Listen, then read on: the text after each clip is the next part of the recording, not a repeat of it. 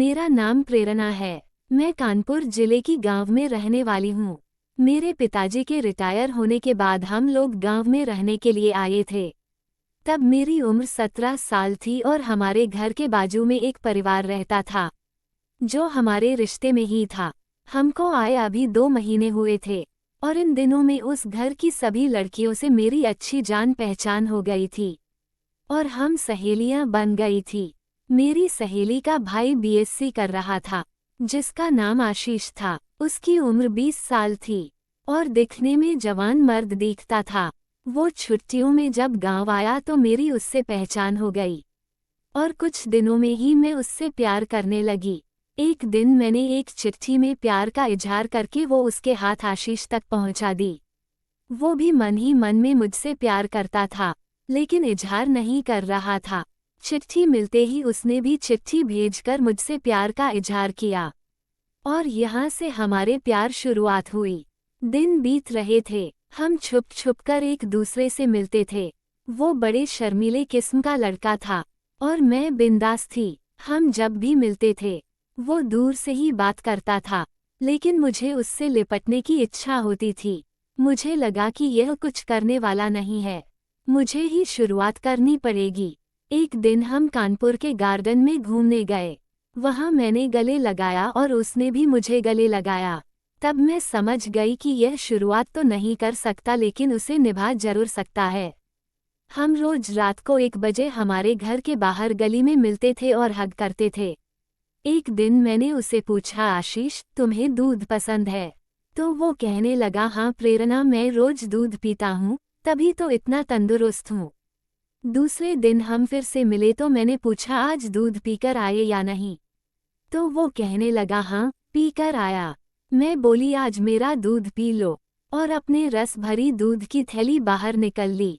वो थोड़ा शर्मा गया लेकिन थोड़े ही देर के बाद में मुझसे लिपट गया और दूध पीने लगा। मैं अपनी आंखें बंद करके उसका आनंद महसूस कर रही थी। अब हम रोज रात को आनंद उठा रहे थे। उसका खंबा अक्सर खड़ा हो जाता था और वो मैं महसूस कर सकती थी और बड़ा अच्छा लगता था, जिसकी वजह से मेरी बांसुरी में भी पानी निकल आता था। मेरी इच्छाएं दिनों दिन बढ़ रही थी। अब मुझे पीने की इच्छा होने लगी लेकिन मैं ये सोच रही थी कि आशीष पहल करेगा। दूसरी तरफ आशीष ये सोच रहा था कि मैं पहल करूंगी।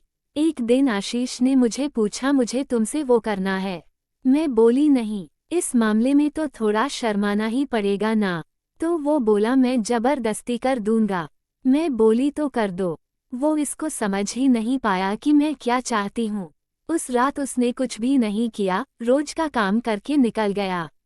सही बताऊं तो ये सब हम 1-2 की गली में चुपके से करते, जहां ढेर सारा कचरा भी था। एक दिन मेरे माता पिता और मेरी दोनों बहनें रिश्तेदार के यहाँ शादी में 3 दिनों के लिए सुबह सुबह ही निकल गए। अब घर में मैं और मेरा बड़ा भाई ही थे।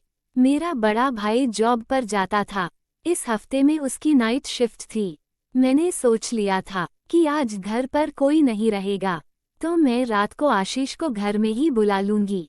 ठीक रात के 12 बजे आशीष उसी गली में आ गया। आते ही मैंने उसे बता दिया कि आज घर पर कोई नहीं है, मैं अकेली हूँ। वो कुछ देर चुप रहा, फिर मुझे अंदर चलने के लिए बोला और उसने अपना खंबा निकाला और दे डाला। मेरी गुफा में मेरी चीख निकल गई लेकिन वो शुरू हो गया और मेरी चीखें अब मस्त आवाज़ों में बदल गई। मैंने भी आशीष का साथ देना शुरू कर दिया और उस रात उसने 5 बार मेरी पिपनी बजाई। इसके बाद भी यही सिलसिला चलता रहा और अब मेरी शादी हो गई है और उसकी भी हो गई है। जब भी मैं गांव में आती हूँ तो अक्सर मौका मिलते ही कभी भी आशीष से करवा लेती हूँ। दोस्तों, अगर आपको कहानी पसंद आई हो तो लाइक जरूर करें और चैनल को सब्सक्राइब जरूर करें।